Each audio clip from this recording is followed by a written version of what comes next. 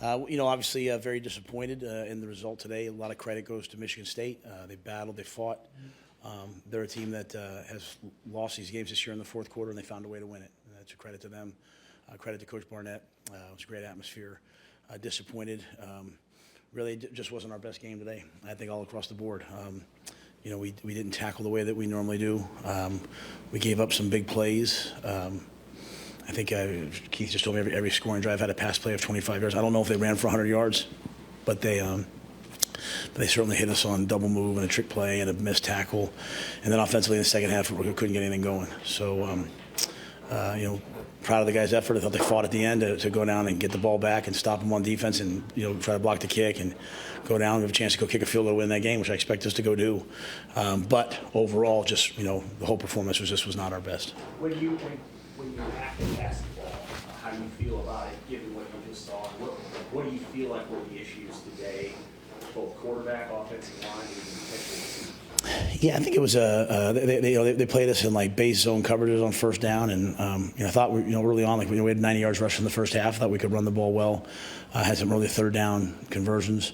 They on second down they played man. On third down they played man and pressured us, and just didn't beat those enough. Had some plays dialed up where I thought we were going to win, and there was pressure, or other plays where there was no pressure, and we just couldn't quite connect. You see sometimes, when we have rhythm and we have timing, we're in a little bit of tempo at the end. We made some plays.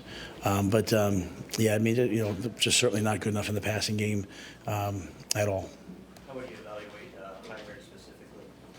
I'd have to watch the tape to see Heinrich. I thought he ran the ball well at times, made some good explosive plays. I know he competed. He brought us back. I'd have to just go back and watch the tape. I know those last two, the ball was knocked out of his hand. So you guys probably had a better vantage point on the replay than I do from the field. So I'd have to go back and see what exactly that was and why those things happened. Did you consider making a change for a spark? Or obviously you mounted that drive late, but was that a... No, I didn't consider that. I was just in the flow of the game. I mean, to me, that's a Big Ten game. It's a 13-10 game. They come out, the punting game, they had the field tilted towards them.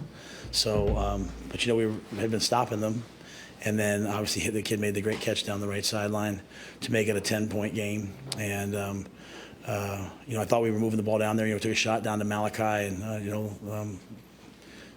got tangled up and, didn't catch it. But, I don't think I was just trying to get our guys to play through it. This is kind of what the Big Ten football is going to be like. It's a tight one-score game down the stretch, and we expect you to go make the plays to win. And, that's all across the board.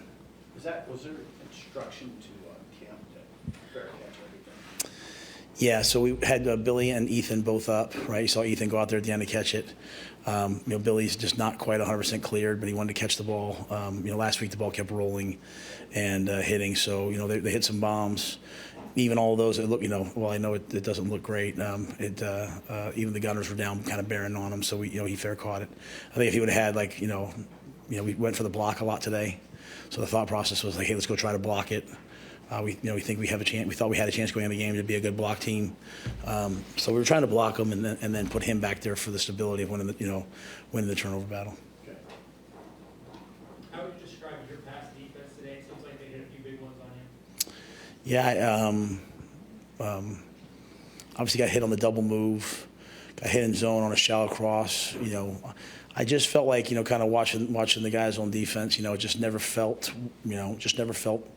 as crisp and as right as it normally is. I wouldn't say certainly it was flat, but just they made some big plays. They made a great catch on the double pass. They made a great catch on the fade route down the sideline, and that's a play. If you look at it, you go back and look at the highlight. Phelan's over the top as a post player. Going down to catch the ball. You're hoping that you come across and pick those balls off or not, get a big hit. So credit to them. They made big catches down the field, but we were able to get to the quarterback sometimes, but not enough. It just never quite got into the rhythm on defense that you're used to until the very end, right? The very end. Even then, they were still throwing the ball. And we were able to make some plays, but it just wasn't quite what I'm used to seeing from the guys.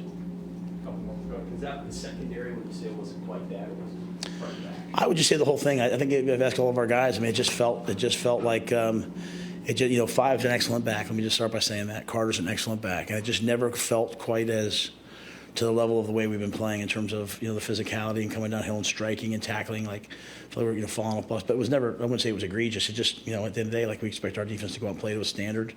Kind of like I said to you guys last week, right? The standard wasn't quite what we thought last week.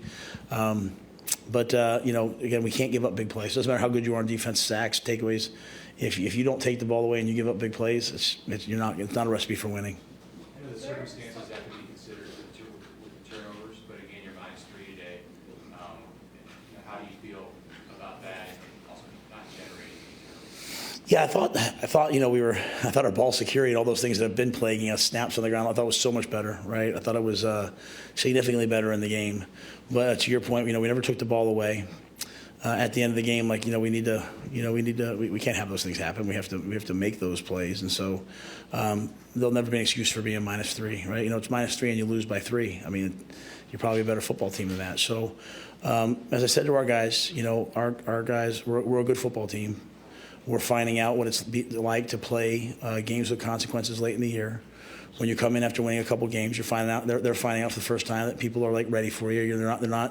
They did not pay attention to you all week. They studied you all week, and you're going to have to fight, scratch, and claw, and not just assume, well, we've stopped them for 2 drives, we're going to get them going now, or hey, we ran the ball. The first drive coming out of halftime, we had 30 yards rushing on the drive, and then we sputter. So there's a lot more lessons to learn from this game. It's painful, but they have to learn them. Apologies if you touched on this already, but was there something affecting Brian Machine today? No, I don't know. I don't know. Anything. I know the one time just a rusher came in, but I think there's nothing that I know of. Did you want him to down it, to down it on that last play, or did you want to run? No. We were calling basically Hail Mary on that play. I mean, it's 4 seconds left, so the guys were jogging back, and it was just such a long. We were in position to, if we hit that ball, if we hit that in cut, we're going to probably kick a field goal, and it went back however many yards, went back 15. That's kind of a game ender. And we teach our guys, right, like at the end of the day, to win these games, like pocket integrity matters, like your ability to rush the quarterback and your ability to protect the quarterback in those situations. That includes the quarterback, the receivers, everybody. Those things matter, and we just weren't able to make that. We just need to make one more play down the stretch of that half. Is it in theory?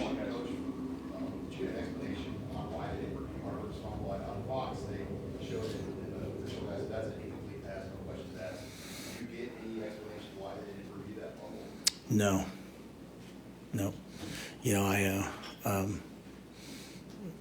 I didn't. Nothing was explained to me. Would you have had to let the clock run out for them? Yeah, I'll be honest with you, because we're at home and because we don't get replays, and we really, unless I see it clearly, I have to kind of count on them, right? Does that make sense? So someone has to tell me, like, hey, they did this, they did that. So like you guys saying this to me, like I couldn't see that. There was a pile of people in front of me. I couldn't see that as it happened. So we don't have technology in the box. So at least most of us don't, have technology in the box. Maybe sometimes you'll go to a place that has like a press box, camp TV you can see. So I know our guys were trying to look at some things that we thought, we were hoping that the touchdown was going to be ruled incomplete that they caught, and the guys were kind of looking over, trying to see a TV, and we were looking at the board, but nothing was explained to me. I mean, I asked a couple questions during the day about some face masks and pass interference on the field. They always gave me a great explanation, but I don't know what happened on that. Thanks, guys.